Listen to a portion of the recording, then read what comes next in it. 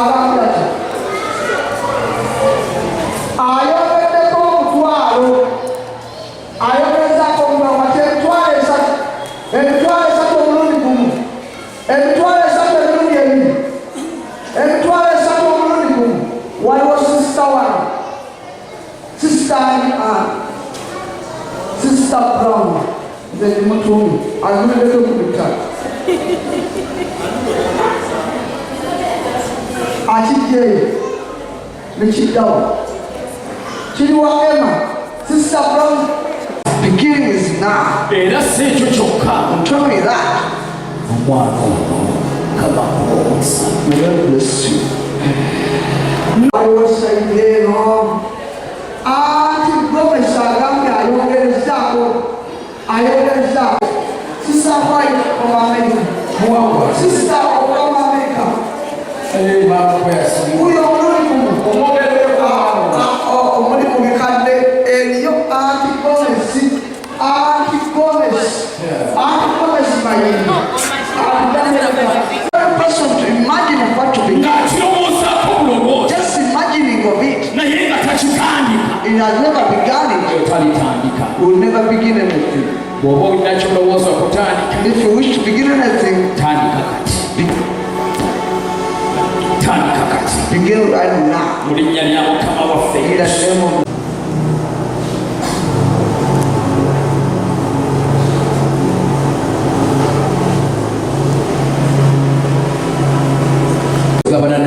to share with you plan ey'okugula ettaka ly'ekkanisa. Or buying the land for the church. Obanga otulaba ku social media, You may see us on the social media oba ku TV, or on TV.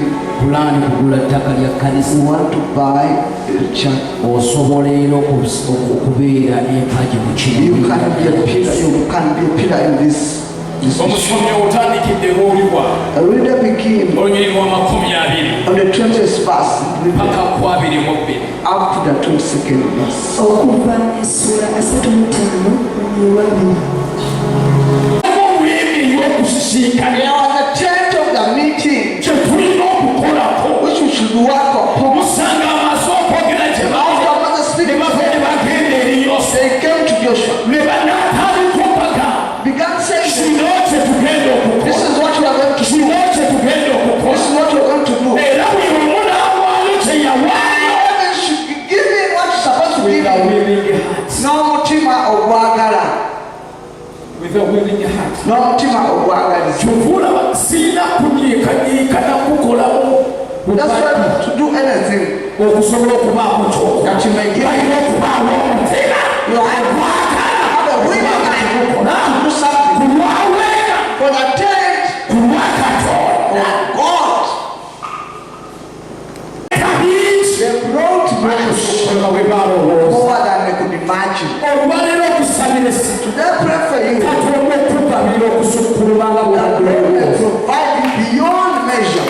Nali wano Sande ewedde I was here on Sunday, ne ŋŋamba omwezi ogw'omwenda a nice man. Katonda agenda ateekawo obugabizi mu byensimbi. Lord will give out a provision in Ekyo bwe finances. nakyogera After that, kyogera mu kaseera I spoke it to the church. when people are experiencing Ng'abantu baali bayita hard time in their businesses, mu biseera ebizibu mu bizinesi.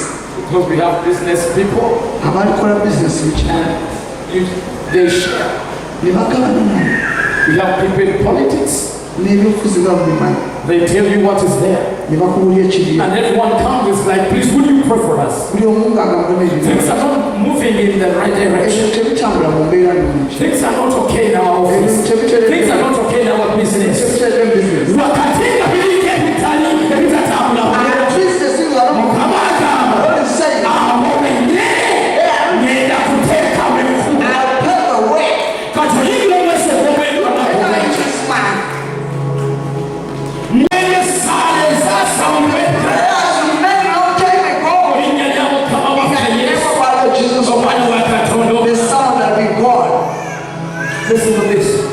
Breakthroughs are at the door. Okuwangula kuli ku lugyawo. Breakthroughs are at the door. Okubotola kuli awo ku luggi. Okubotola kutuuse.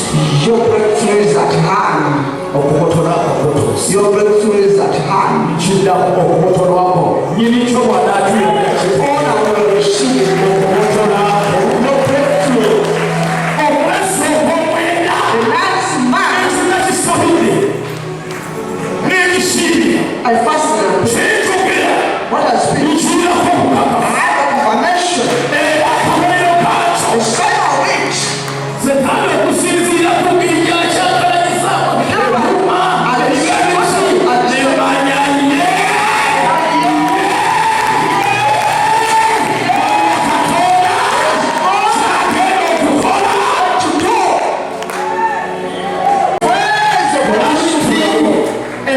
Turn around, give God a right hand of clap.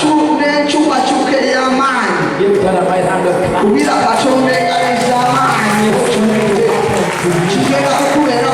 I said, God spoke to me about that. About September. It is happening to you. In the name of Jesus.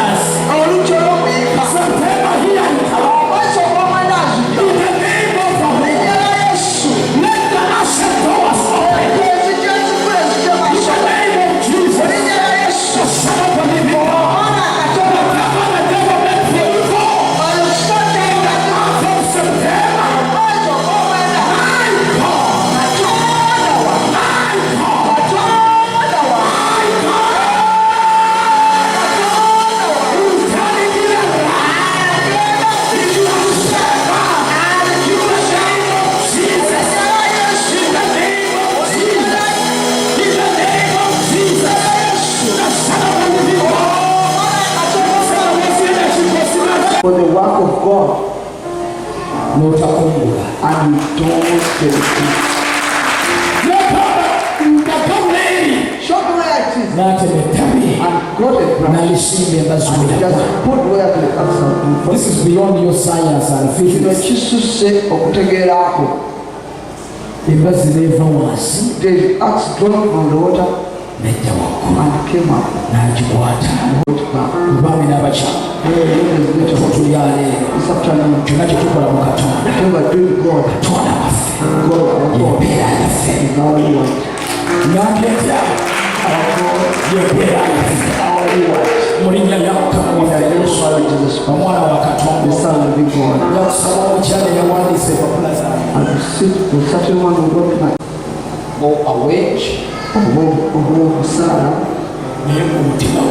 In their heart, committed to some God.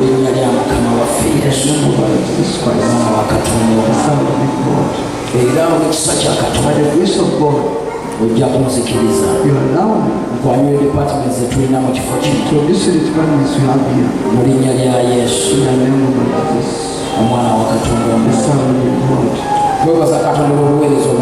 We thank Lord for the children ministry.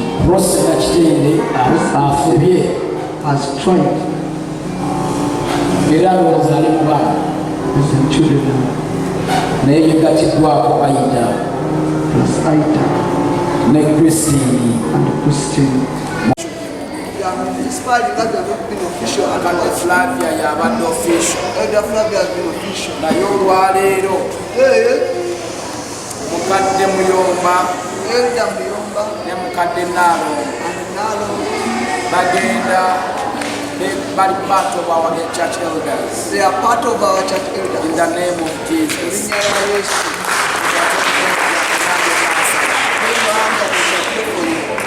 Heavenly Father, I pray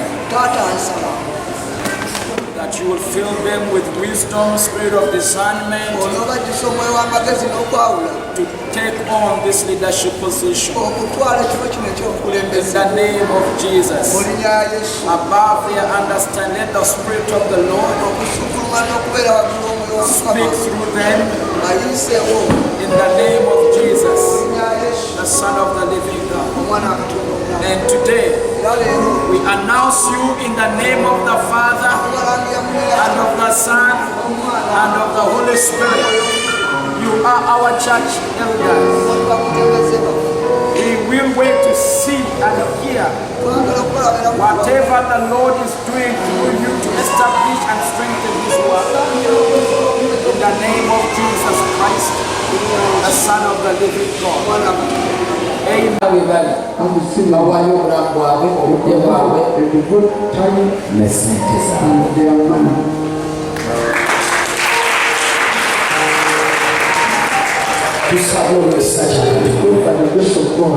Ngomutwala office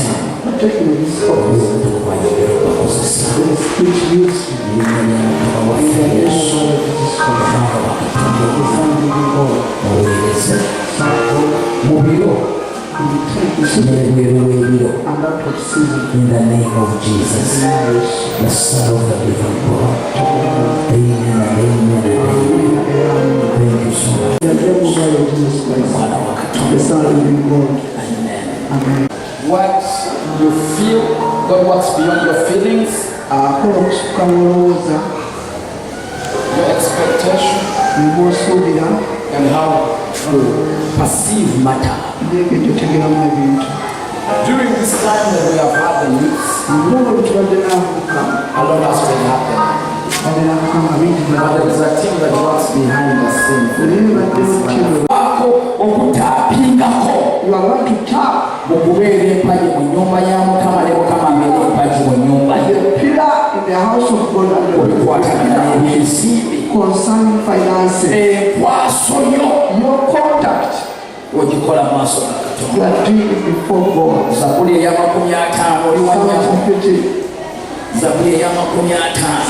50.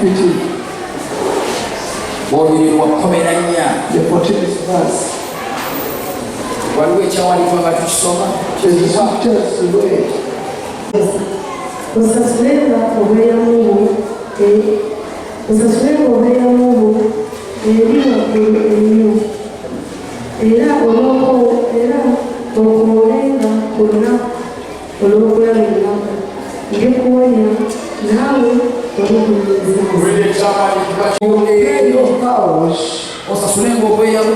You pay your vows.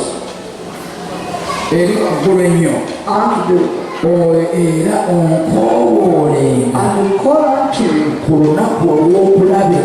your trouble, I'll deliver you. That is all. Every man that do it,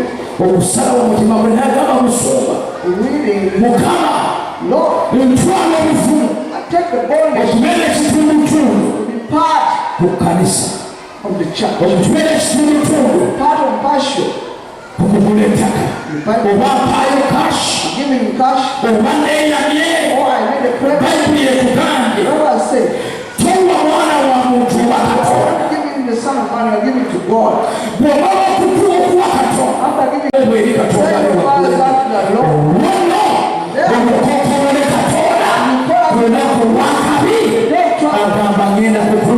I deliver you. I remember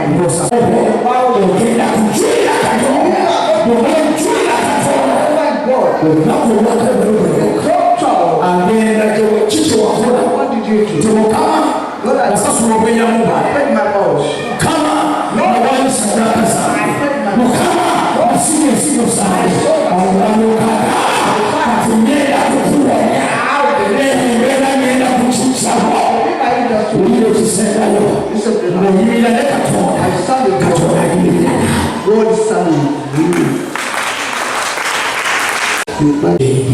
What you engage in,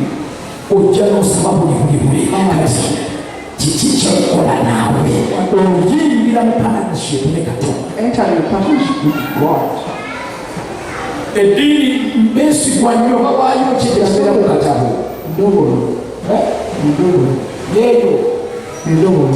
Mukama waffe yeebazibwe omusumba Moses okubeerera wano ku Shekinah Worship Center Nansana Kyebando. Twagala okwebaza Katonda olw'akeesa okutuwa omukisa guno. Tubadde ne special service olwaleero ennaku z'omwezi nga 31. Ekigendererwa kyayo kifudde special kwe kubeera nga tugabana n'abantu epulaani empya ey'oggula ettaka ly'ekkanisa oyinza obanga olina gy'otulabira yonna gy'oli naye ng'osobola okubeera ekitundutundu ku kuteekateeka eno tulwenoonya ssente eggula ttaka lya kkanisa wano ku Shekina Worship Center Nansana Kyebando mu linnya lya Mukama waffe Yesu. Twebaza Katonda olw'abantu bonna abazze mu bungi naye ate olujja oluggule weeruli omuntu yenna okubeera kitundutundu ku pulaani eno. Iwe nina eri abantu njagala abantu bategeere nti bw'oweereza Katonda tokola loosi, toviiramu awo, oyimirira ku lwa Mukama, Mukama n'ayimirira ku lulwo. Kyova olaba nti omusajja omu embazzi ye bwe yagwa mu mazzi bw'atyo nga yali agireese okutema emiti bazimbe ennyumba ya Mukama, Mukama teyamuganya kukola loosi nti embazzi ebulireyo. Embazzi era yamala nebbulukuka, ne batema omuti ne gugenda ne guzimba yeekaalu ya Mukama, ate n'embazzi neddayo. Kyonna ky'okontributinga, kyonna ky'owaayo ku lw'okutuwagira omulimu guno ku lwa Kristo si kya bwereere. Mukama agenda kukuddizaamu emirundi 7 mu linnya lya Mukama waffe Yesu. Weetwayirwa omukisa ogwo okubeera ekitundutundu ku Mukama ky'akola mu linnya lya Mukama waffe Yesu. Yenna ng'alina obusobozi naye obuzimba ekkanisa, obugula ettaka nga tuli mu kugula, twetaaga obukadde 2 okugula ettaka lino. Omuntu yenna singa aba alina obusobozi naye n'alaba kirabe mu maaso okusomozebwa kwonna kwayinza osisinkana, anoonya obuddukiro nga talina. Ekitwenyigiza mirimu gya Katonda kufunako ddobo kwe twera oba ku lwa Mukama, nti ku lunaku olwakabi okoowoola Katonda n'omujjukiza ekyo kye wakola n'ajja n'akuyamba. Bayibuli tusomye mu kyawandiikibwa Zabbuli eya 50 ng'omusajja ono Mukama agamba owengayo saddaaka zo otuukirize obweyamu bwo bwonna olyoke okoowoolenga no ku lunaku olw'okulaba akabi nange ndikulokola. Biri ng'omaze okubikola kati nkoowoola akabi nga kazze nkulokole. Yimirira ku lwa Katonda ku lw'omulimu gwe ku lunaku olw'akabi, Mukama Katonda tayirema kukulokola. Mukama yeebazibwe. Amannya nze Mugerwa John Bosco okusinziira wano Kyebando Nansana.